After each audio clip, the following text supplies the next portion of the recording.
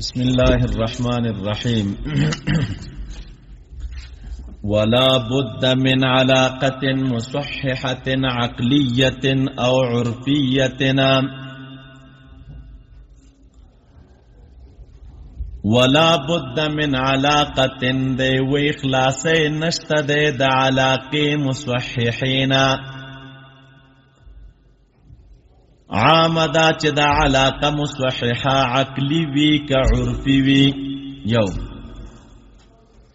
دویمه مسئله دا د قیل الالتزام مهجور فی العلوم ویلک په علومو کې التزام مهجور سمانا یعنی په علومو کې دلالت التزامی چې دا مهجور او متروک دی لأنه عقلينا زكدا عقلي ده بل تقوري ونقض بالتزمن او دلت نقض رازي فتزمن سرهم ويلزمهم المطابقة ولا عكس او لازم ده دلت مطابقة ولا عكس وعكس نشتده ولا عكس غرض طالب د ماتن رحمت الله علیه دغه عباراتونه مختلف خبرې دي د اول عبارت نه دغه غرض چې ولا بد من علاقه مصححه عقليه او عرفيه غرض د فدی او اعتراض ده اعتراض دا د معترض وای چې مخکې تا ویلې چې دلالت په خارج د معنا موضوع له باندې دا دلالت التزامی نه دلالت تلفظ الا بخارج د معنا موضوع له باندې دا کوم دلالت ده دا دلالت التزامی ده چې هر کله دلالت التزامی دي ته وایي چې دلالت د لفظ په خارج د معنا موضوع له نو معترض وایي بیا خو د دلالت د انسان په حمار باندې دا دلالت التزامی شي کنه ولی ځکه دا حمار خارج د معنا موضوع له ده د انسان معنا موضوع له څه شی و حیوان ناطق نو دا حیوان ناطق نه دا حمار خارج دی کنه دی یا فرس او بقر او جبل ته خارج دی کنه دی او بیا پکار دا چې څوک وی چې لکه انسان چاته ویلې کیږي وای حمار دا ولکه ولی وځکه مونږ ویلي چې دلالت التزامی دی ته ویلې کیږي چې دلالت تلفظ دی په خارج د معنا موضوع انسان ته د التزام الحمار ویلې شي کنه دراغه جواب وکاوه ما چې کومه خبره وکړه چې وعلى الخارج التزاما د دې خبري غرض میدان نه دی چې دلالت د لفظ د په هر خارج د معنا موضوع له باندې دا دلالت التزامی وی نه بلکې ولا بد من علاقه مصححه عقليه او عرفيه بلکې د معنا التزامی او د معنا موضوع له ترمن دی او علاقه وی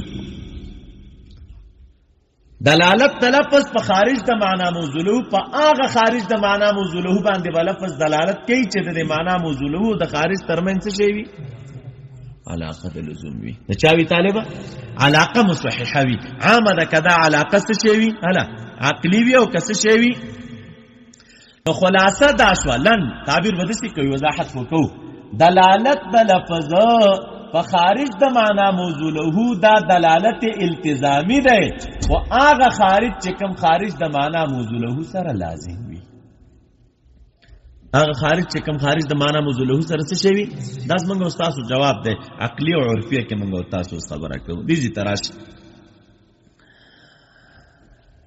وې په معنا د مابین د معنا موضوع له او د معنا خارجه کې به علاقه مصححه وي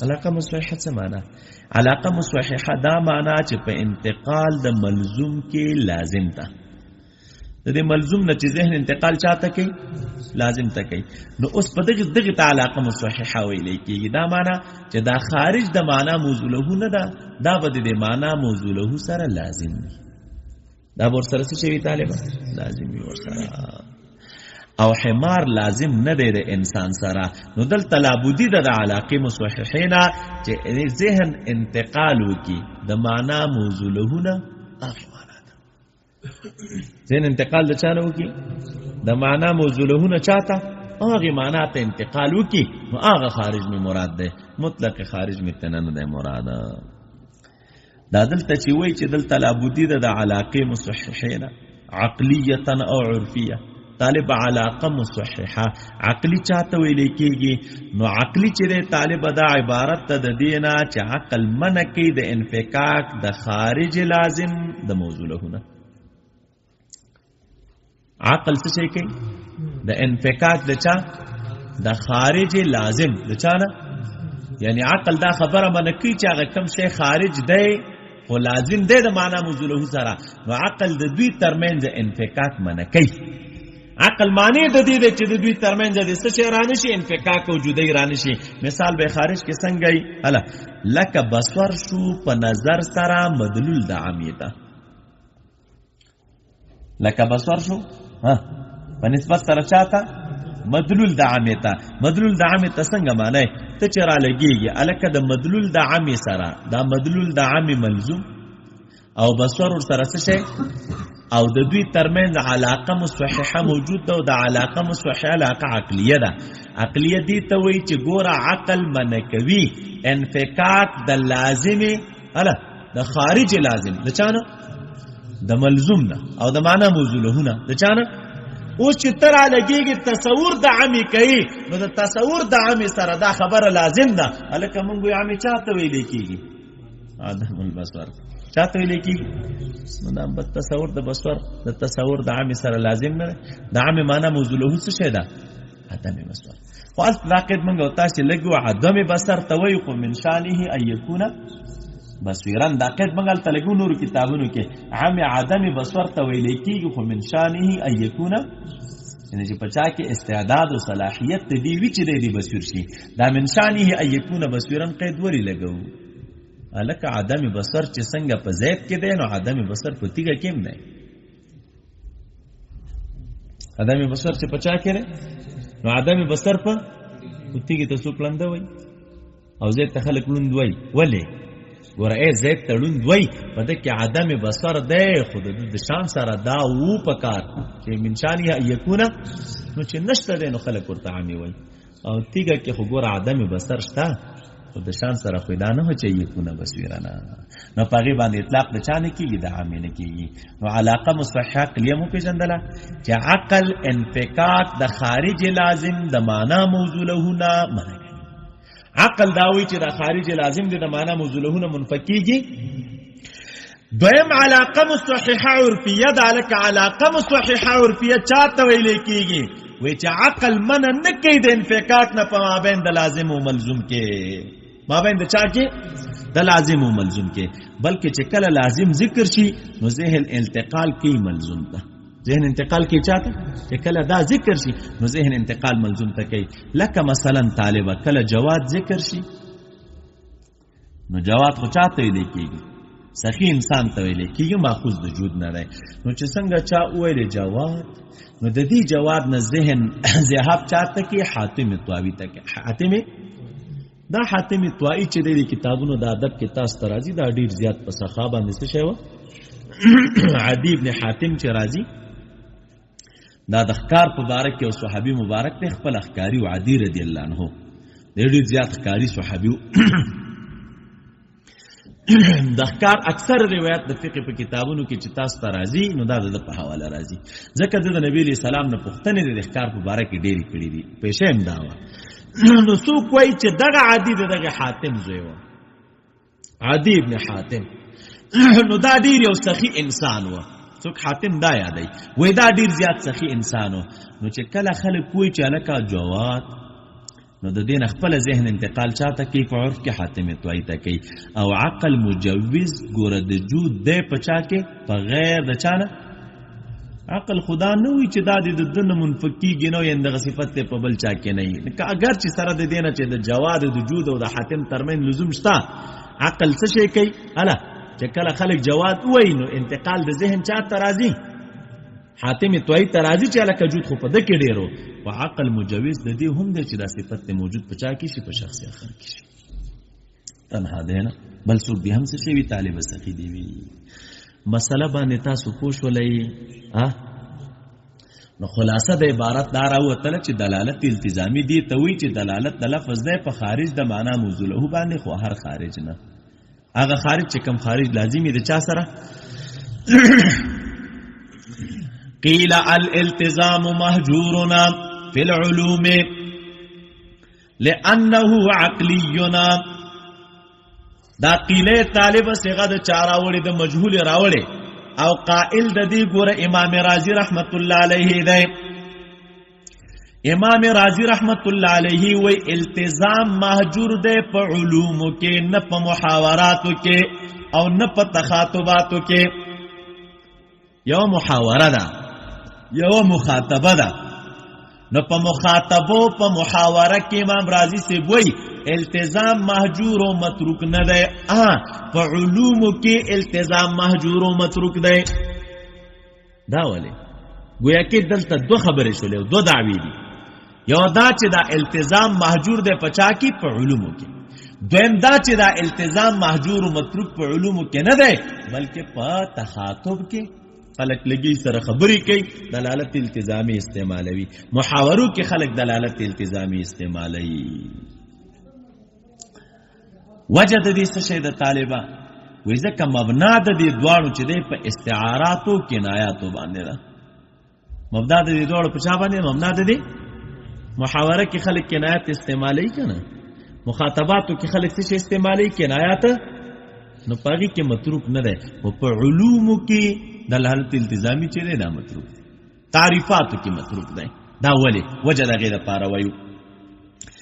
امام رازی رحمت الله علیه دلیل ذکر کوي په نمط د قیاس اقترانی سره. خلاصه دا ده ورا صغرا مذکور ده په کتاب کې، کبرا متوی ده. دلیل ته ګورئ. الالتزام مهجور فی العلوم. دعوه الالتزام مهجور فی العلوم دا دعوه ده. دلیل صغرا لأنه عقلینا، لأنه دا صغرا وکل ما هذا شانه د چا چې شان داوي چې هغه عقلی وي نو هغه مهجور وي په العلوم کبرا.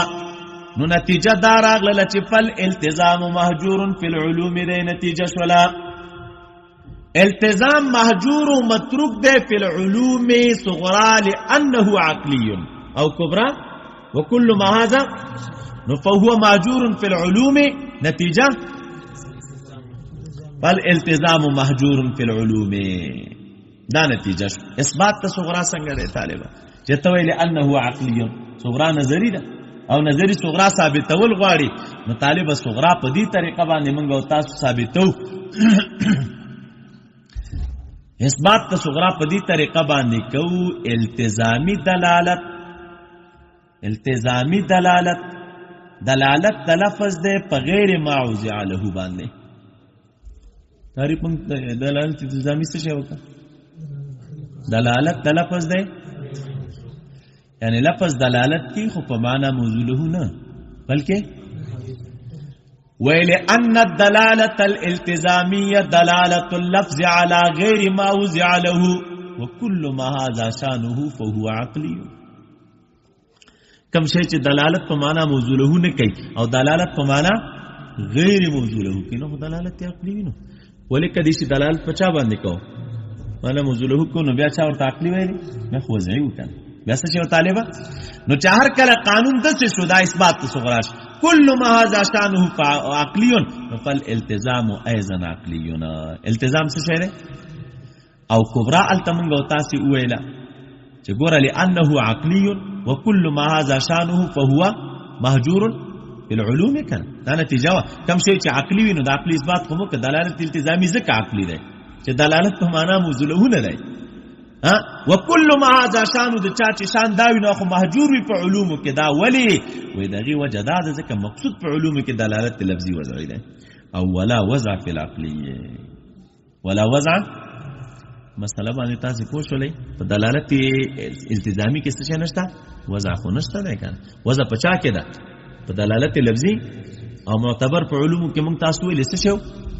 ولی ځکه انسان مدني تبع د په طبيعت کې افتقار پروت خپل بني نوع ته نزدېکت پروت خپل بني نوع ته هغه په اصلي طریقې چې حاصلېږي نو په دلالت لفظي وځي سره حاصلېږي. ځکه موږ ویل چې مقصود هم دا ده پکې مسله باندې تاسو پوه شولې. بلې مسلې ته ګوري ورسره دی وی وقیل چا ویلی دی الالتزام محجور، التزام محجور دے پا تعریفاتو کی دون تخاطب، تخاطبو کی کیدش، محاوراتو کی کیدش، اکثر مبنا دا چا دا تخاطب او دا محاوراتو پا کنایو باندی، نو بس التزامی کی کنایه دا کنا وزا نشتا دے پا کنو ٹک دا دیوی وجداد لأنه عقلی صغرا وكل ما هذا شانه فهو محجور في العلوم کبرا. نتیجہ دار اغلا چی دلالت التزامی محجور دے پچا کے ونقض بالتزمن دی وی نقض واردی گی دلتا پچا باندے پتزمن باندے یو چا دلتا نقض وارد کڑے پچا باندے حلکہ تزمن باندے نقض سنگا وارد کڑے رہے مخی منگا تاسو یو خبر وکرلا دا ناقض پدیزی کی امام غزالی رحمت اللہ علیہ رہے تاسو تا مخی ماویلیو طالبانو نقض دو قسم دے گورے نقض اجمالی دے او بل نقض دو قسم نقض چا چې دلیل پیش کو په خپل دعوه باندې او د خپل دعوه ثابتې نو خلک چې دلیل پیش کوي دغه دلیل په خلاف باندې او د نقض کوي دغه کسب دلیل نو نقض دو قسم دی یو ته نقض اجمالی وای او دویم ته طالب نقض اجمالی عبارت دی د دینه چې دلیل موجود وي بجميع مقدماته فی موضع آخر. نقض اجمالی څه ته چې دلیل موجود وي بجميع فی موضع الکه تا دعوا یو شی ده او د دې دعوی د پاره تا دلیل راوړه نو دلیل کې خو صغرا ده او نتیجه لاس ته راوړي نو اوس نقض اجمالی دی ته ویل کېږي چې امدقه دلیل د خپل مقدمات سره سره دا په بل ځای کې هم موجود نه غیر دغه دعوی نه د بل دعوی اثبات هم کوي په بل ځای کې هم موجود نه دي ته ویل کېږي نقض اجمالی. پوښی تاسو په دې باندې چې دلیل سره د خپل ټول مقدمات موجود په موضع اخروی دې ته څه ویل کېږي نقض اجمالی. او دیم طالب نقض تفصیلی دی. نقض تفصیلی چاته ویل کېږي نقض تفصیلی دی ته ویل کېږي اخو دا یو ټکی رانه پاتې شه دلیل موجود به په موضع اخر سره د ټول مقدماتو ولیکن سره د تخالف د چانا د حکم او د نتیجې نه امدا دلیل بل ذکر نه او التم نه خو الته نتیجه یو شی ده او دلته نتیجه او دعوت تاسو مخکې مویل دا شی اخر وي وقبل اتیان دلیل تعبیر ته په دعوی سره کې او مخکې دراول ورستو دراولو د دلیل نه خلق ورته څه شی وای شی یو نه العالم حادث هم دعوه ده او العالم حادث هم څه شی ده وکپدی حیثیت معتبره کو چې می دلیل نه دراول نو نتیجه دعوه او کپدی حیثیت معتبره کو چې ورستو د دلیل نه را پیدا شونه خلق ورته څه ویل کېږي نتیجه ویل کېږي نو اوس دې ته څه ویل کېږي نقض اجمالی. او دویم طالب نقض تفصیلی عبارت ته د دینه چې نقض موجود وي په یو مقدمه په مقدماتو د قیاس ټولونه د قیاس مقدمې دي او دا نقض موجود په یوې مقدمې دغه مقدماتو وي نقض موجود په چاوي په یوې مقدمې د چاوي یا په مقدمې د چا باندې طالبہ د صغرا یا په چا باندې نه کبرا باندې. نو دا دې ذکر چې دی وای چې ونقضا بالتزمن نو دا نقض طالب یا اجمالی دی دلته او دا نقض یا څه شی دی تفصیلی. دا نقض تطبیق منګ او تاسو څنګه کوو په دې طریقه باندې تاسو راش که نقض اجمالی نو صورت ادا ده طالبہ چې عقلی په دو معنی سره راځي. دلالت عقلی په څو معناګانو سره راځي یو په معنا د چا الا عدم دخل د وضع سره په دې کې چې دې کې وضع لاره دخل نه وي دا د عقلی یو معنا دلالت عقلی څه معنا چې دې لاره دویم چې د طالبہ دلالت عقلی دې ته ویل کېږي په معنا د وجود د دخل د عقل سره په دې کې یعنی چې عقل لاره په دې کې دخل وي عقل لاره په دې کې څه شي دلالت عقلی څه معنا عقل لاره په کې دخل یو دلالت عقلی څه معنا چې وجه لاره په کې دخل نه دا دوه تعبیرونه دلالت عقلی دي یا دا معنا عقل لاره په کې دخلي عقلی یا دا معنا چې وجه لاره په کې څه شي نه وي دخل نه وي دي تسوي لیکيږي دلالت نو چې هر کله مسله داسې شول عقل لاره دوه معناګانې دي چې دې لاره که عقلی اوس په اولی معنا سره واخلو چې وضع لاره په کې څه شي نه وي دخل نه وي نو اوس داسې وایو دلالت عقلی دی ته ویل کېږي چې وضع لاره په دې کې څه شی نه وي دخل نه وي عدم دخل الوضع فيه نو صغرا دی ممنوع ده صغرا دی څه شی ده صغرا الته موږ وویلې صغرا د ممنوعه ده او دا صغرا د ممنوعه ولې ده ځکه چې دخل د وضع په التزامي کې موجود دی دخل د وضع په چا کې هغه ولا معنا کوي نو صغرا د منه ځکه ده چې په التزامي کې وضع لره دخل شته دی ولې شته دی طالبه ځکه چې التزامي قسم دی د دلالت لفظي وضعینه دلالت التزامي قسم دی د چانه الکه لفظ دی پکې یو څه وضع خو پکې شته دی کنه دا التزامي چې مرته ویل خدا خو چا ویلې دی ورته کنه یو واضح خوشته دی چې د دلالت نه تعبیر په چا سره کوي په دلالت التزامي سره کوي نو واضح خو موجود دی نو کته پاګه اوله معنا باندې څه شي اخلي الا دلالت عقلی اخلي نو نقص په دې باندې کو چې وجه لره پکې داخل نه وي وجه لره پکې داخل شته او کچې ته په دویمه معنا باندې څه شي اخلي طالبہ الا دویمه معنا سره نو بیا په دې صورت کې چې هغه وجود د چا دی دخل د عقل دی په دې کې نو بیا کبرا ممنوع ده ځکه چې تضمن په دې معنا سره عقلی دی ولی تضمن کې خو عقل لره دخل شته کنه عقل لره دخل خو تنها په چا کې نه دی بدل دا التزامي کې نه بلکې عقل لره دخل په چا کې دی په دلالت تضمنی کې هم شته دی نو بیا په کار دا ده چې تضمنی هم محجور شي په چا کې په علوم کې او حال دا دی چې په دې باندې هیڅ هم قول نه دی کړی چې دلالت تضمنی په تعریفاتو کې څه شی دی محجور او متروک دی نو دا پاس دی خبره وکړه امام غزالی رحمت الله علیه ور باندې څه شی وکړه نقص ګوري وسورته ونقض بالتضمن او طالب بدل تنقص تر په چا باندې نقص تر په چا باندې ولی تا مخکې ویل چې الالتزام مهجور فی العلوم صغرا دا دعوه لانه كبرى صغرا وكل ما هذا شانه الا فهو مهجور في العلوم دا دې كبرى نفت دلاله الالتزاميه مهجور نو نقص په دې طریقه باندې کو په دلالت تضمنی و اتانه پختنه کوم ته چې ویل انه عقلی دا څه شی دی عقل په کومه معنا اخلي عقل نقص په دې طریقه کو عقل په کومه معنا اخلي عقل په دې معنا باندې اخلي چې وجه لره پکې دخل نشتا نو هم غلط وای کله دلالت التزامی کې وجه شتا او کچیر ته طالب په دې معنا باندې اخلي چې عقل لره پکې دخل دی ځکه ورته عقلی وایم نو عقل لره چې څنګه په دې کې دخل دی نو عقل لره په دلالت تضمنی کې هم دخل دی نو خو بیا په کار دا چې دلالت تضمنی څه شي مهجور او متروک شي او سره د دې نه چې په دې اچام قول نه راکړي چې دلالت تضمنی چې دا مهجور او متروک ته پچا کې ويلزمهم المطابقه لازم د دې دوانو سره د دلالت مطابقي او د التزامي سره د دلالت تضمنی او التزامي سره المطابقه دلالت مطابقي خو ولا عکس نشته ده مراد عکس نه عکس لغوي ده یعنی دا سن دا چې دلالت مطابقي سره د تضمنی او التزامي لازم وي دا سن شي کېدلای طالبہ چې دلالت تضمنی او التزامی دی وی او مطابقی دی نه دا څه نشي کېدلی او دا سي عکس نشته یعنی دا څه نه د چې چیرته مطابقی وي نو الته تضمنی او التزامی خامخاوي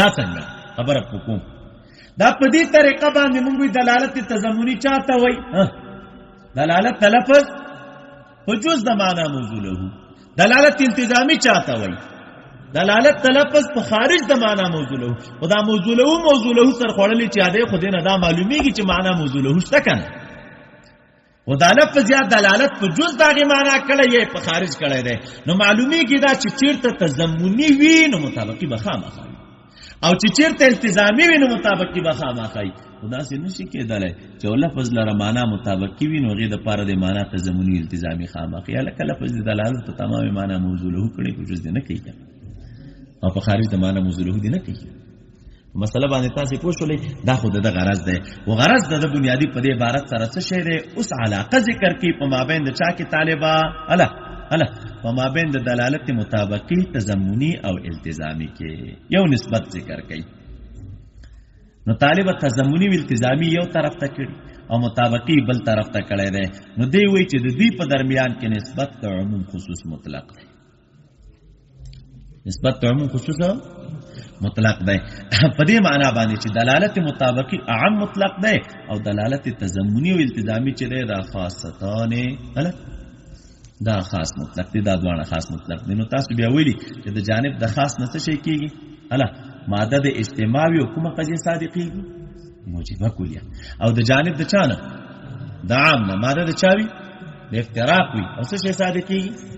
نو داسې تعبیر وکړه چې هر دلالت مطابق سالبه جزئیه صادقېږي. داسې ووایه چې کلما تحقق التضمن والالتزام نو تحققت المطابقه. چیرته چې دلالت تضمنی او التزامی متحقق او ثابت چینول ته څه ثابت وي؟ ولیکن داسې نه ده، داسې نه ده چې کوم ځای کې دلالت مطابقی څه شي ثابت وي نو الته به څه وي؟ دلالت التزامی. هره لکه مثلا منګه او تاسو انسان څه شي دی؟ تا ویل انسان چاته ویل کېږي قابل العلم وصنعت الكتابه، دا څه شي ده؟ یو معنا خارجه د معنا موضوعونه. خو چې تا ویل چې انسان قابل العلم وصنعت الكتابه نو د دې سره دا لازم ده چې دا حیوان ناطق دی. وشوا کته ویل چې الکه انسان څه شي دی؟ ناطق. یا دی ویل انسان حیوان دی، په دې یو د دلالت وکړه. دا خو جز د معنا موضوعونه، مخکې به معنا موضوعونه ټول مکمل ولرلای نو بیا به لفظ دلالت په چا باندې کی په جز. او دا ضروري دی چې ته انسان حیوان ناطقون دی او الته دا ور سره خامخا چې د نور معناګانې ور سره موجودي وي. وشوا ولا عکس دی وی عکس نشي کېدای. نو دا عکس خبره مې درته وکړه، خو لاندې ناقد مناسب لیکلي چې مراد د عکس نه عکس لغوي دی. مراد د عکس نه کوم عکس دی؟ عکس لغوي دی. دا د عکس لغوي خبره ولیکي. غرض د ناقد دغه نقطې نه دفع د اعتراض ده. اعتراض واردېږي چې عکس بدل ته راتلی شي. عکس څنګه راتلی شي؟ دا قانون د عکس بدر تراشي. دوی وی عکس د موجبه کلی موجبه جزئیه وي. عکس د موجبه جزئیه موجبه جزئیه. عکس د موجبه کلی موجبه کلیه نه راځي. دا خبره وروسته کو. عکس د موجبه کلی موجبه کلیه نه راځي. ولی؟ که عکس د موجبه کلیه موجبه کلیه راشي نو په بعض موادو کې بیا نه صادقېږي.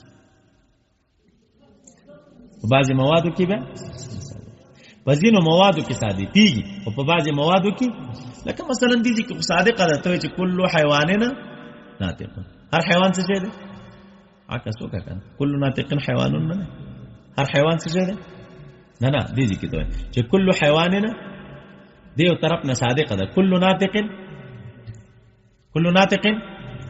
دا څه ویل چې کل حیوان الک غیر ناطق حیوان مشترک. نو که عکس د موجبه کلی موجبه کلیه راشي نو په بعض موادو کې صادقېږي نه.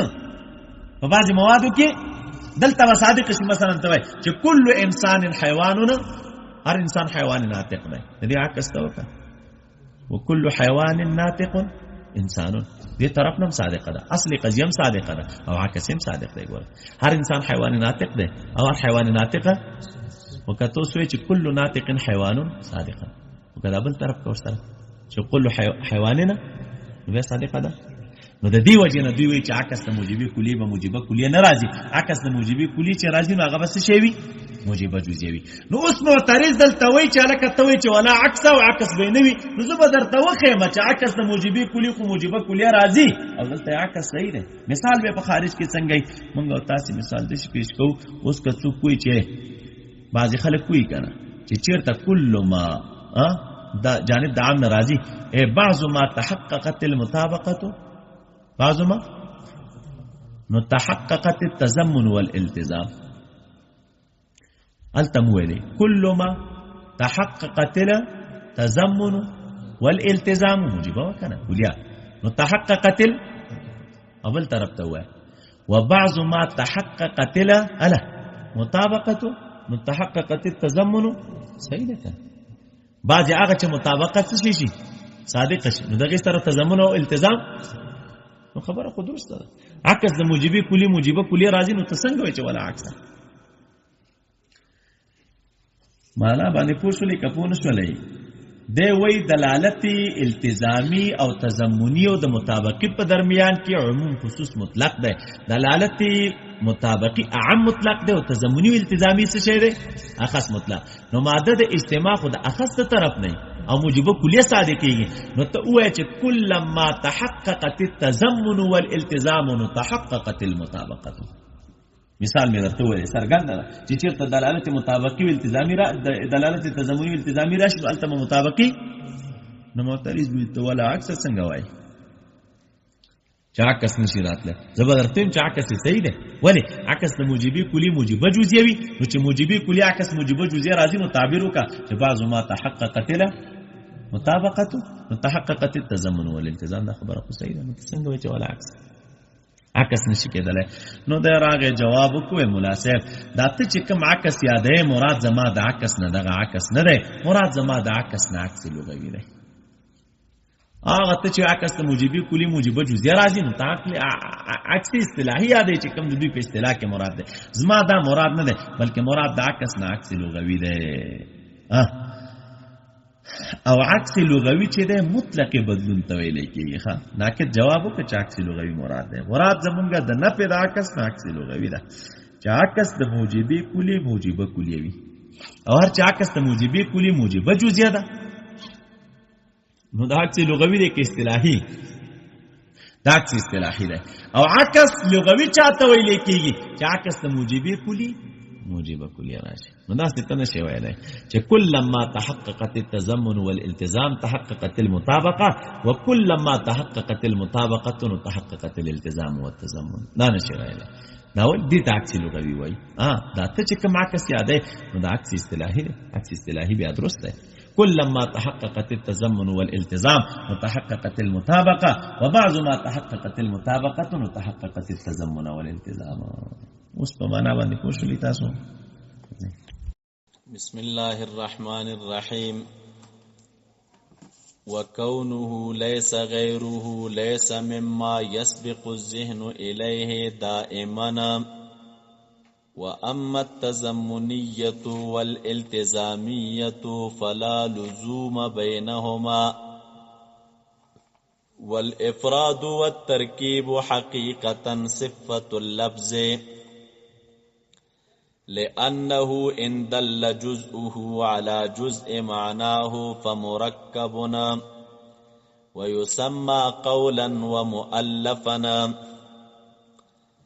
وإلا فمفردنا وهو إن كان مرآة للتعرف الغير فقط فآدات والحق أن الكلمات الوجودية منها فإن كان مثلا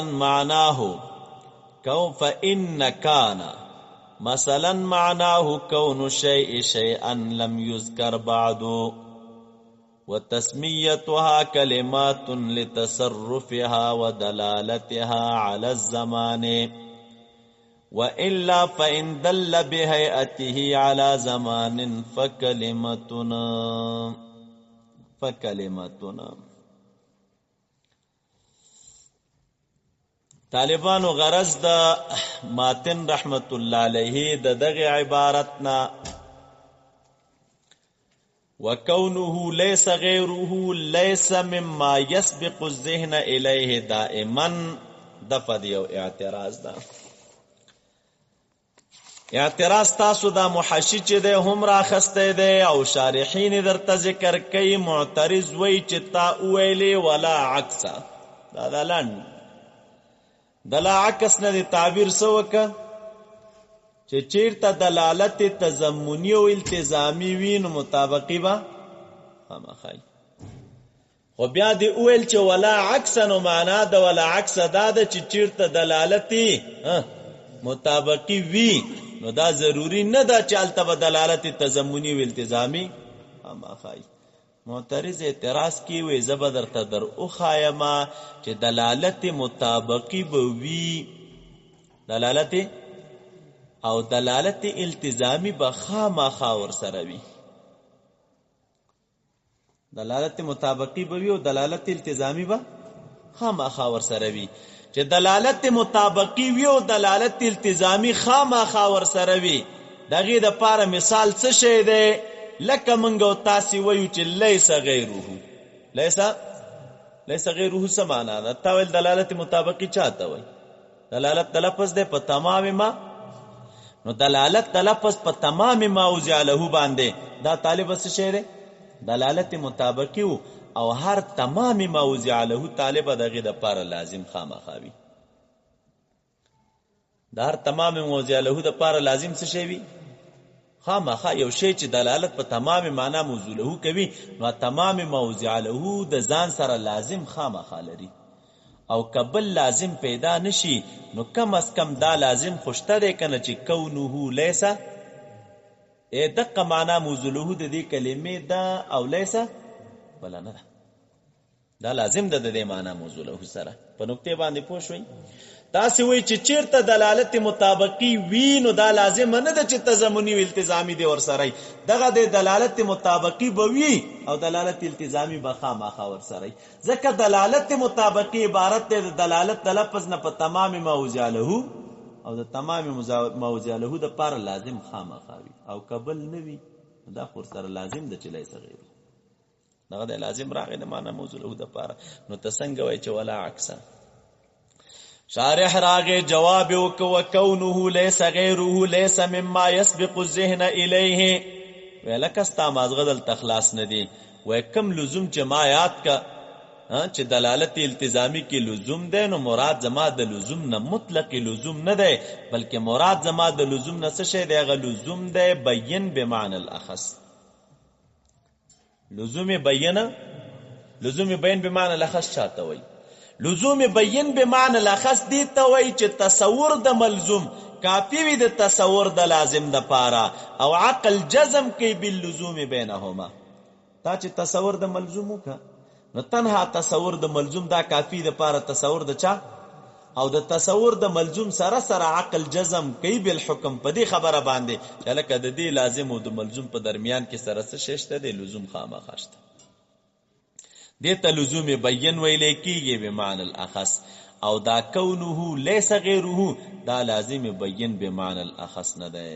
ولی نه دی وې ځکه ډیر کرته طالب موږ راولګي تصور د اشیاء کو او تصور د غیر سره دیو شي تصور کو او د بل شي تصور سره نه کو د غیر تصور نه کو فاضل علاوه د دینه چې تصور د دی او کو چې انه ليس غیره کله راولګي ګمږ دیو شي څه شی وکړو تصور وکړو او د دې شي سره تصور د نور اشیاء نه کو نو چې تصور د یو شي دی وکړو د سره تصور د نور اشیاء نه کینو دا علاوه د دینه چې تلا تصور د چاو کې د لیس غیرو د نور ور سره نه کې دونه لیس غیرو بچوږي مسله باندې پوښوي نو خلاصه د جواب دار او تعالی چې الک زکم لازم یادوم چې په دلالت التزامی کې لزوم ده نو مطلق لزوم نه یادوم بلکې هغه لزوم یادوم چې کوم لزومه بیان بمعنى چې تصور د ملزوم کافی وي د پاره تصور د لازم او عقل جزم بالحکم کې بینهما چې د دې دوه په درمیان کې سره څه شه ده لزوم ده او دا په کم لزوم کې ده لزوم بیان بمعنى لخص هم دغه ته لزوم بیان بمعنى لخص ویل کېږي او دا څنګه دا چې توای چې د علی صغیر روح دا لازم دی ولی ډیر کرته مونږ تصور دی یو شی کو د نور او اشیاء تصور نه کو ور سره علاوه د دینه چې تلا دا وې چې لای صغیر دا خو روستي خبره ده مازغم په دې باندې اخلاص ول تاسو ورته وګورئ وکونه ليس غیره ليس مما يسبق الذهن الیه الک دا د اخی قبیله نه چې د ذهن سبقت کی دائما په طریقې طریقې دایمه سره د ذهن سبقت نه کی نو چې په طریقې دایمه سره د ذهن سبقت نه کی څه معنا یعنی لزومي بیان بمعنى الاخص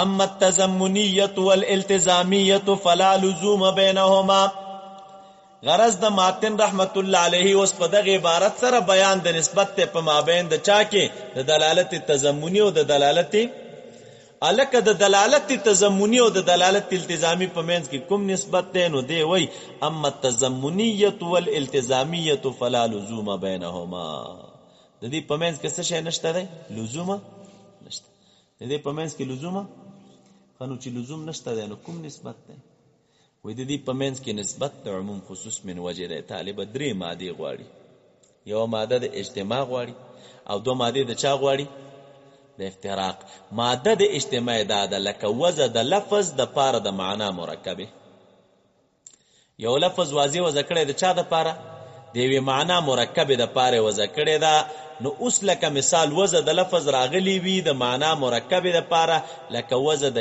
انسان د چا د پاره د حیوان حیوان ناطق معنا مرکبه ده کنه، انسان څه شی دی او لفظ دی، دا واضح د همدغه معنا مرکبه د پاره وضع کړی دی چې دې د پاره لازم هم موجود دی چې هغه قابلیت العلم او صنعت العلم. نو چې لازم د دې د پاره موجود دی د حیوان ناطقون د پاره چې قابلیت د علم دی او د چا د طالب د صنعت الکتابت ته، نو اوس په دې ځکه تاسو وګورئ تضمن هم موجود دی. لکه دلالت د انسان په چا باندې؟ په حیوان تنها، دا دلالت تضمنی دی، یا په ناطق باندې تنها، دا دلالت تضمنی دی، او التزامی پکې هم موجود دی ځکه قابلیت العلم و صنعت الکتابت تا لازم دی د چا سره؟ د انسان سره. نو دا ماده د چا شو؟ هم دلالت تضمنی او هم دلالت ماده افتراقی. څه شی دی؟ طالبه د جانب د تضمن نه، لکه وضع د لفظ د پاره د معنا مرکبی چې لازم ورته نه وي، نو په دې باندې دلالت تضمنی صادقیږي او التزامی نه صادقیږي. التزامی ولې نه صادقیږي؟ لکه لازم نه لري. څه شی نه لري طالبه؟ لازم نه لري. او ماده د افتراق طالبه د جانب د التزام نه، لکه وضع د لفظ د پاره د معنا بسیطی، یوازې او لفظ د معنا بسیطی د پاره وضع کړی او دا معنا بسیطه د التزام لري، نو معنا التزامی شته او معنا تضمنی نشته. دی یعنی همدغه معنا بسیطه معنا مطابقی ده، ها، او معنا تضمنی خو نشته. ولې نشته؟ ځکه معنا تضمنی عبارت ده د چانه د دلالت د لفظ نه په جز د معنا موضوع له، دلته دا معنا جز نه لري ځکه معنا بسیطه ده. ورسېدی؟ نو په مابین د دلالت تضمنی او د التزامی کې نسبت عموم خصوص من وجه ده، یو ماده د اجتماع او دوی ماده د چا؟ د افتراق. اما التضمنیت هر چې تضمنی ده او التزامی ده، نو فلا لزوم بینهما، د دې دوانو ترمن لزوم وشوا. چې لزوم نشته نو کوم نسبت ده؟ وای نسبت د عموم خصوص من وجه ده د دې دوانو ترمنځ، یعنی حاصل دا دی چې تضمن لیس بلازم للالتزام ولا بالعکس. دا معنا نه ده چې تضمن لازم د چا سره دی او نه دا چې لازم التزامی لازم د چا سره دی، چې چیرته تضمنی التبه التزامی خامخای او یا چې چیرته التزامی التبه تضمنی خامخوي. د دې دوانو ترمنځ لزوم نشته. نو چې نشته دی نو کومه علاقه ده؟ نسبت عموم خصوص من وجه پکې ده. کله به دوانه وي او کله به یو وي او بل به ورسره نه وي. مسله باندې دا شیل ته چارج تکي راځي ورپسې. والافراد والترکیب حقیقتا صفت اللفظ. غرض د هر کله چې مصنف رحمت الله علیه فارغ شه د بیان د دلالت نو د تقسیم د دلالت نه، نو اوس شروع کړل په بیان د چا کې د توابع د دلالت کې چې هغه تقسیم د لفظ د مفرد او مرکب ته. دا تقسیم د لفظ مفرد او مرکب ته دا د دلالت د توابع نه دی، د دلالت سره دا خبر ورپسې تابع ده. نو اوس دې تراشی طالبہ وی ویل درته چې والافراد والترکیب حقیقتا صفت اللفظ. دلته دو قول دي ښا. یو مسله طالبه د چا دا اله د اهل عربیت ده، او دویم دلته مذهب د مناطق و ده. اهل عربیت وی چې افراد او ترکیب اولا او بذات دا صفات د لفظ دی او ثانیا او بالعرض صفات د معنا دي. لفظ بیا مرکب وی نو دا صفت د چا که د لفظ که خدا اطلاق حقیقی دی. لفظ بیا مفرد وی، لفظ درته مفرد کې اطلاق پیو که خو اطلاق کم اطلاق دی اطلاق. نو دا اهل عربیت وی چې دا مرکب او مفرد اولا او بذات صفات د چا دي؟ د لفظ دی او ثانیا او بالعرض دا به صفات د معنا دي. معنا مفرد او معنا مرکبه دا چې دوی وی نو دا دویم اطلاق دی، اول نه. لفظ مفرد او لفظ مرکب چې دوی وی نو دا اول اطلاق دی او دغه اطلاق ته اطلاق حقیقی ویل کیږي. مسله باندې تاسو پوښولې دا یو نظر. منطقيان څه وی؟ منطقيان وی دا افراد او ترکیب اولا او بذات صفات ته معنا دي او ثانیا او بالعرض صفات ته چا دي؟ د لفظ دي. دا د منطقيانو مذهب دی. محب الله گرچه د منطقیانو نه دی او په دې کې د مذهب د اهل عربیت غوړه کړی دی. چې غوړه کړی دی او د منطقیانو مذهب پرېخې دی. نو وی ویلي چې ول افراد و ترکیب حقیقتا صفت اللفظ. ګوره دا صفت ته چا دی؟ نو دا مذهب د اهل عربیت دی که د منطقیانو؟ دا د منطقیانو مذهب دی. یو طالب کلیت او جزئیت دی. کلیت نو دا کلیت او جزئیت اولا نو بذات صفت د معنا ده او ثانیا نو بالعرض صفت د چا دی؟ د لفظ دی. ارسته خبره ده. او یو طالب څه شی دی؟ هغه کې د چا اختلاف نشته، هغه اتفاقی نقطه ده. او یو افراد او ترکیب دی. نو افراد او ترکیب اولا نو بذات عربیت ولا وی صفات د لفظ دی او صفتین د لفظ دی، او ثانیا نو بالعرض صفتین د چا دی؟ د معنا. او چون کې او منطقیان بالعکس وی، نو د په نسبت باندې مذهب د چا غوره و؟ د اهل عربیت غوره.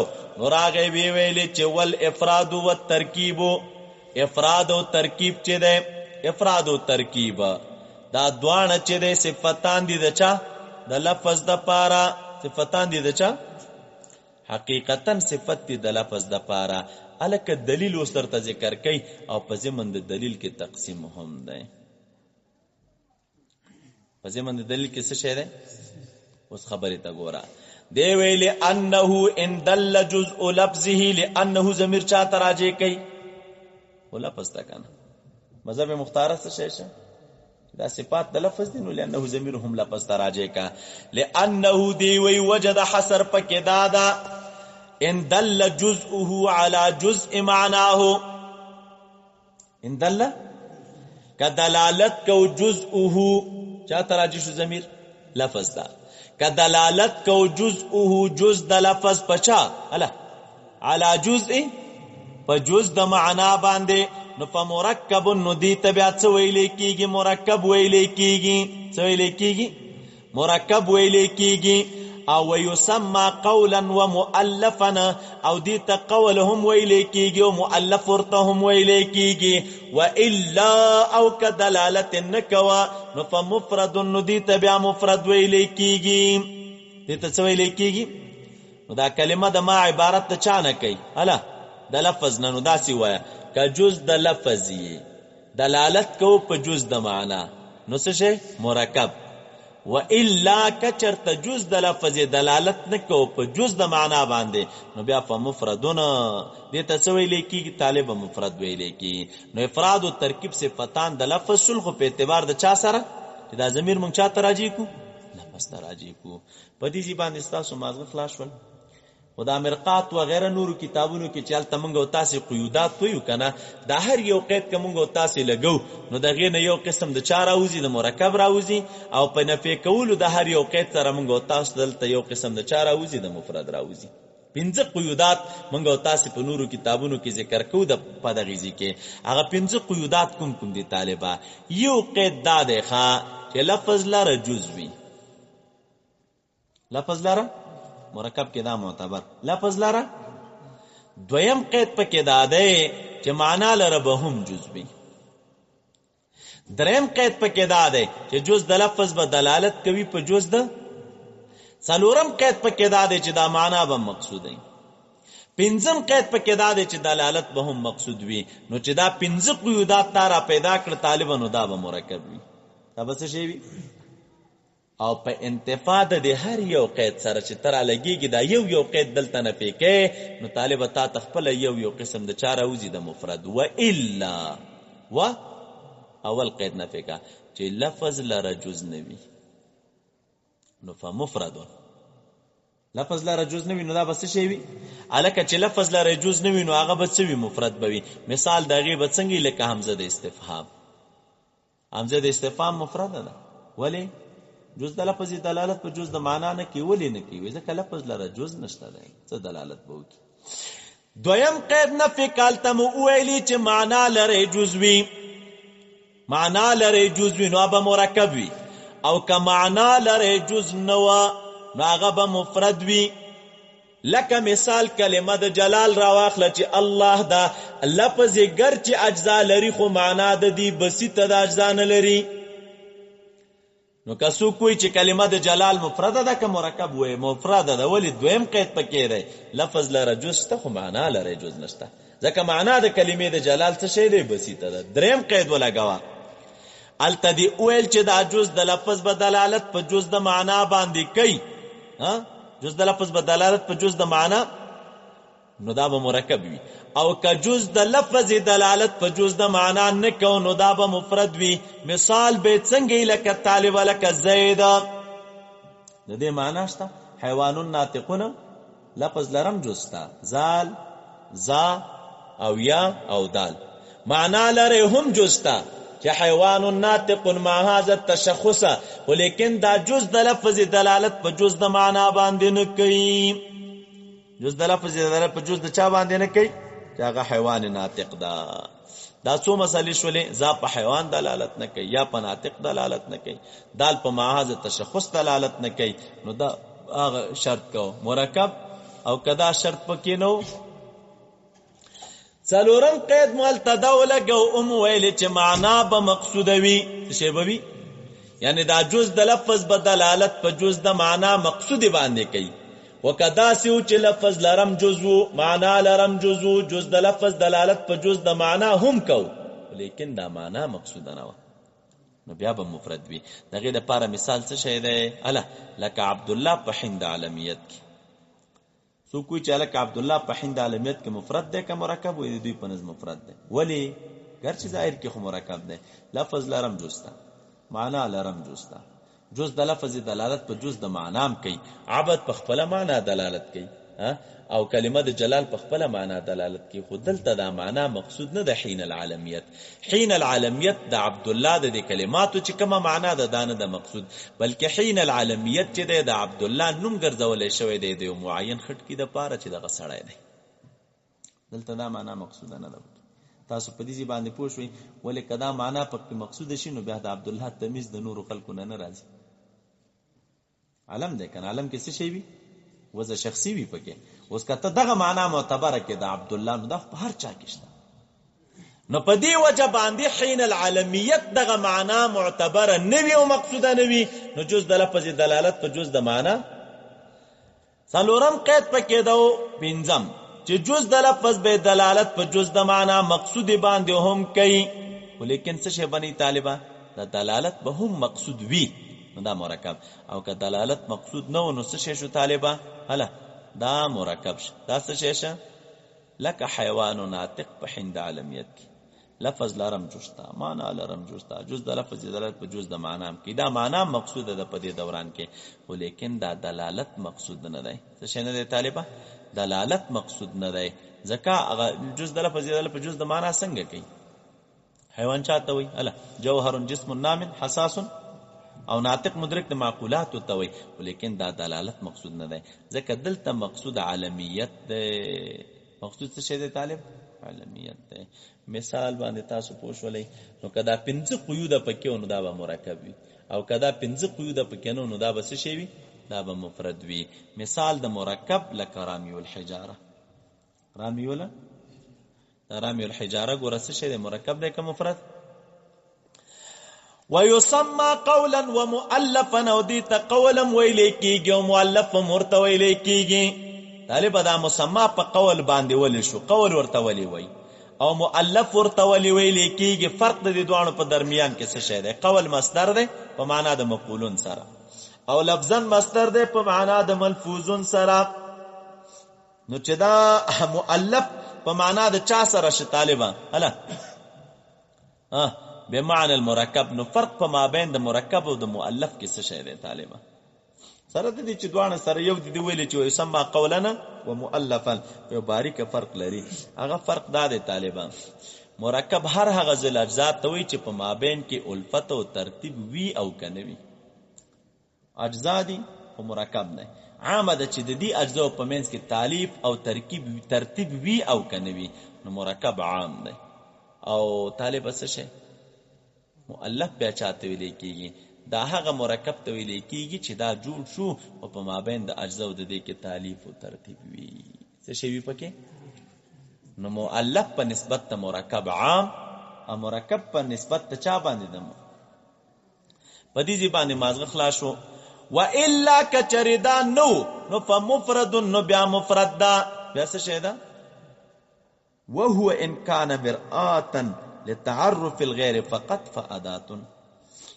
دلته که څوک شبو کی چې لکه څه وجه ده چې اغلته په وجه د حصر کې په تقسیم کې طالبه مرکب مقدم که په چا باندې په مفرد باندې، او دلته چې اوس کله تقسیم شروع کړي نو په تقسیم کې مفرد مقدم کړي په چا باندې. د دې لپاره وجه څه شی ده؟ په کار دا ده چې دلته څه شی وای مفرد مقدم کړي مخکې هم لکه دلته چې مقدم که مفرد اولا بالتقدیم دی. مفرد څه شی دی؟ نو دی راغی جواب یې وکوي لکه مخکې مرکب وړاندې که او دلته څه شی که مفرد وړاندې که. دا وجه د تقدیم د مرکب په مفرد باندې او بیا دلته وجه د تقدیم د مفرد په مرکب باندې دا شوی دا په دوه جهتونو باندې اړخونه جدا دي. وې کدی اړخ ته وګورو چې تعریف د مفرد دا عدمی دی او تعریف د مرکب څه شی دی؟ وجودي دی، او وجود اشرف یو په نسبت سره چاته عدم ته، نو الته مرکب مقدم که په چا باندې په مفرد باندې تقسیم کې نو هغه وړاندې. او که بیا حیثیت ذات ته وګورو چې یو ذات ته مفرد دی او بل ذات ته چا دی؟ د مرکب دی، او په اعتبار د ذات سره ګوره مفرد په مرکب وړاندې دی. په اعتبار د ذات سره څه شی دی؟ مفرد په مرکب باندې وړاندې دی. نو به څوک مقدم کړی دی؟ مفرد مقدم که په چا باندې؟ په مرکب باندې. خبرې ترازی اوس وهو ان كان مرآتا للتعرف الغير وکچری داسې او دا مفرد کې اوس تقسیم درته کوي. نار کله چې فارغ شو مصنف رحمت الله علیه د تعریف د مفرد او د مرکب نه شروع په تقسیم کې وکړوي ویلې وهو دغه مفرد ان كان مرآتا کدا مرآتو د پاره د تعارف د غیر فقط نفعاداتنا دته بیا څه ویلې کیږي؟ عادات ویلې کیږي. څه ورته ویلې کیږي؟ عادات ویلې کیږي. دا وجه د حصر ده کنه. او والا لاندې راشي والا فان دل بهيئته على زمان کدلالت په اعتبار د هيئت سره کو په چا باندې؟ د هيئت دلالت په زمانه باندې کو نو دې ته بیا کلمه ویلې کیږي. او لاندې راشي والا او کدلالت په اعتبار د هيئت سره په زمانه نه کو نو په هو اسمنا دې ته بیا څه ویلې کیږي؟ اسم ویلې کیږي. زم پیدا کړ خلاصه د دې دارا او تلوي دا لفظ مفرده به خالی نه وي، یا به مرأت د پاره د معرفت د غیر وی یا به نه وي. که مرأت د پاره د معرفت د غیر وو نو دا عادات شو عند المناطق، او حرف شه عند النحات. منطقيان ورته څه شي وي او دغه رنګ څه شي نحات ورته حرف وي. او کچیر ته داسې نو که مرأت د پاره د معرفت د غیر نو یعنی مستقل وو نو بیا به خالی نه وي. یا به طالب په اعتبار د هيئت خپل سره په یو د ازمنه او ثلاثه باندې دلالت کوي او یا به نه کوي. که کوي دا کلمه شو عند المناطق او فعل شو عند النحات، او کنه کو نو دا اسم د عند الفريقين. دا اسم کې دوی سره څه شي دي؟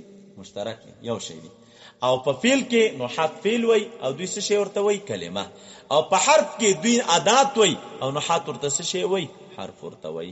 مثال باندې تاسو پوښولای فرق د اسم را روان دی. غوړستو موږ تاسو خبره کو نو عادات عبارت ته د هغه الینا چې هغه علوی د پاره د معرفت د غیر یعنی غیر مستقله یو شی څه شی وی الا غیر مستقل بالمفهومیت وی چې تصور د دې نکیږي بغیر د انضمام د غیر نه، او د محتاج وی زم د زمیمه ته. غیر مستقل بالمفهومیت وی څه شی وی الا غیر مستقل څه شی وی بالمفهومیت وی چې تصور د دې نکیږي بغیر د انضمام د چانه د غیر نه، او د محتاج وی زم د زمیمه ته. د محتاج وی چاته؟ د بل نه بغیر تصور نکی او زم د زمیمه ته محتاج وی. نو دا عادات عند المناطق او حرف عند النحات. وکدا وی چې لکه کم شي حرف عند النحات وی او عادات عند المناطق وی، نو د عادات او دغه په درمیان کې د حرف په درمیان کې سره کم فرق شته کنه؟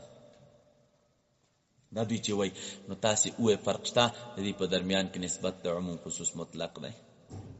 څه شی دی؟ عادات تنحاتو عادات منطقيانو دا اعم مطلق دی، او حرف د منطقيانو څه شی دی؟ اخص مطلق دی. او تاسو قانون د کړی چې د اخص د طرفه ماده د چاوي د اجتماعي او د اعم د طرفه ماده د چاوي د افتراق وي. نو هر حرف عند النحات دا عادات دی عند المناطق و هر عادات عند المناطق دا حرف نه دی عند النحات. مسله باندې پوه شو دی چې کم حرف دی پنځ د چا باندې منطقيانو د نحاتو نو هغه عادات دی پنځ د چا باندې اخو چې کم عادات دی پنځ د منطقيانو باندې هغه حرف پنځ د منطقيانو باندې نه دی. مثال د هغه بسنګي طالب په خارج کې دا سی وایي قانون جوړ کړي عموم خصوص مطلق موجبه کلیه جوړ کړي كل ما يكون حرفا عند النحات فهو اداه عند المناطق هغه عادات په پنځ د چا باندې د مناطق باندې خو چې عادات عند المناطق وي هغه حرف عند النحات نه وي.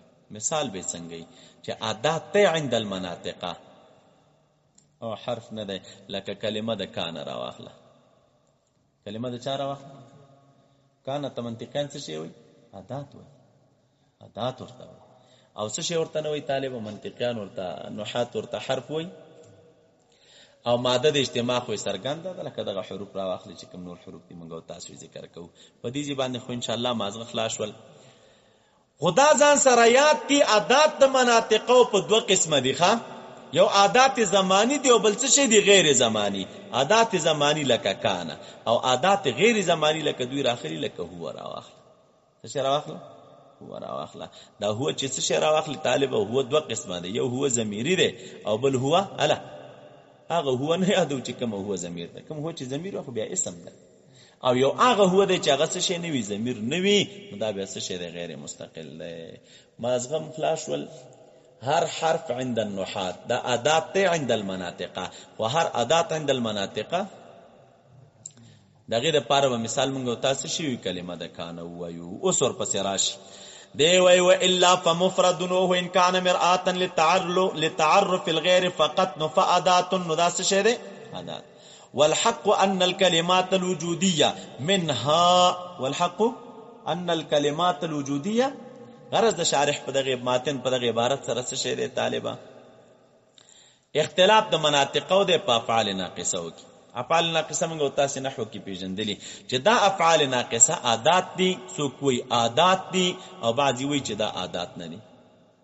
نو دوه قول څوک عادات شماري او څوک نو دې دلته چې دا قول ذکر کوي او په دې کې تعین د ما هو الراجح کې عنده الکه په دې دوه قول د منطقيانو کې چې څوک افعال ناقصه عادات شماري او څوک نه شماري نو ستا په نسبت باندې کوم یو مذهب غوړه دی نو د راغه تعین د دې درته وکم دا بعضی منطقيان چې افعال ناقصه چې دي دا څه شي دي الا کلمات دي او بعضی منطقيان چې دا افعال ناقصه چې دي دا عادات دي.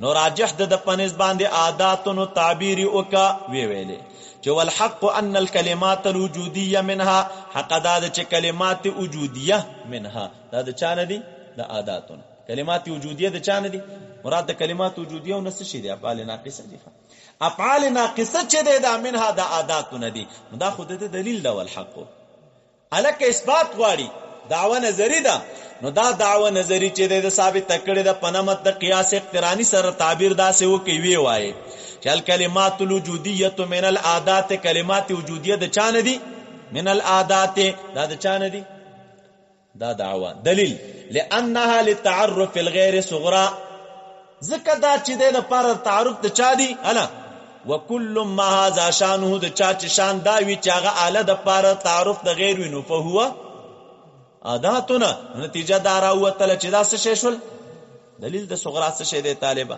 دلیل د صغرا څه شی دی دی وی فان کان معناه كون شيء لم يذكر بعده یعنی معنا د کان دلته وګوره دا دلیل دی فان کان فان الا کان دلته کان نو څه شی مراد دی لفظ د کان مراد دی فان کان دی وی دا لفظ د کان چې د کان چې د کون نشي چې اسم د کان دی نو فإن کان مثلا معناه معنا د دې کون شیء معنا د دې څه شی ده کېدل د یو شی دی کېدل د یو شی دی شیئن یو شی کېدل د یو شی دی ها شیئن نو کون د شی دی چې اسم د کان دی شیئن چې خبر د کان دی اول شی نه څه مراد او دویم شی نه څه شی مراد نو ګوره کېدل د چا دی الا د یو شی دی چې هغه اسم د کانه دی شیئن چې هغه خبر د کانه دی هڅه شی ثانی چې نوی ذکر شوی تر اوسه پورې لم یذکر بعدو هسې شی ثانی دا د لم یذکر د چا سره ولګوي د شی ثانی سره هسې شی ثانی لم یذکر بعدو چې دا تر اوسه پورې نه ذکر شوی تر اوسه پورې یعنی چې کانن نوی ذکر شوی نو قائما به نه ذکر کیږي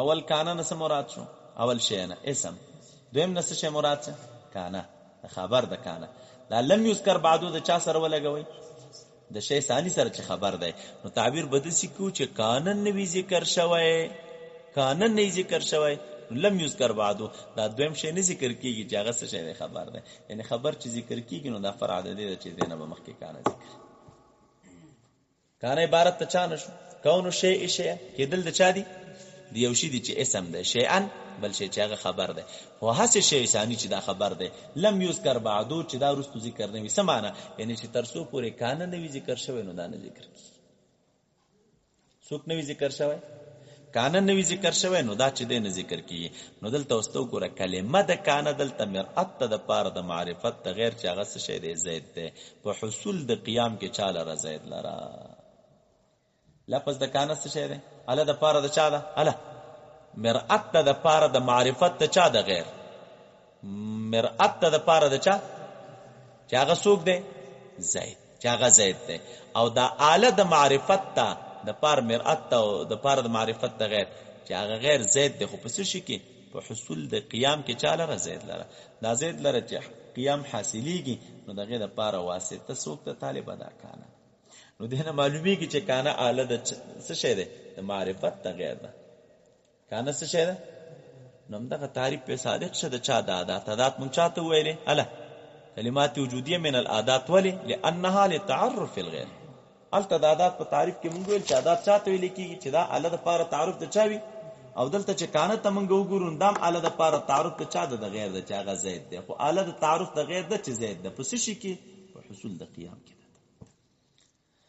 نو تعریف د عادت ور باندې شاه او صادق شه نو د دې وجه نه خلک راول کې د وی ویل چې دا څه شی دی طالبہ عادت یو دا قول په نظم ماتن باندې راجح اوس په اعتراض راځي وتسميتها كلمات لتصرفها ودلالتها على الزمان یلکنو چې ته دې توای دا عادت دي او دا څه شي نه دي افعال نه دي افعال ناقصه نو دې تبع کلمات خلق ولي وي افعال ناقصه افعال ورته ولي وي انت تاسو تر اوسه پورې د عادت اصطلاح ورېدلې ټول خلک څه شي وي افعال ناقصه وي موږ تاسو مرته افعال ناقصه وي نو دې تبع افعال ناقصه ولي ویل کیږي نو د راغه جواب وکا وې دا افعال ناقصه چې ورته ویل کیږي نو د دې وجه دا چې وېستا اعتراض په اهل وارد دي چې دا افعال ناقصه افعال حقيقيه وي یعنی دې ته افعال ویل کېدل حقیقتا و دې ته چې افعال ویل کېږي نو دا مجازن او تشبیها د سمانه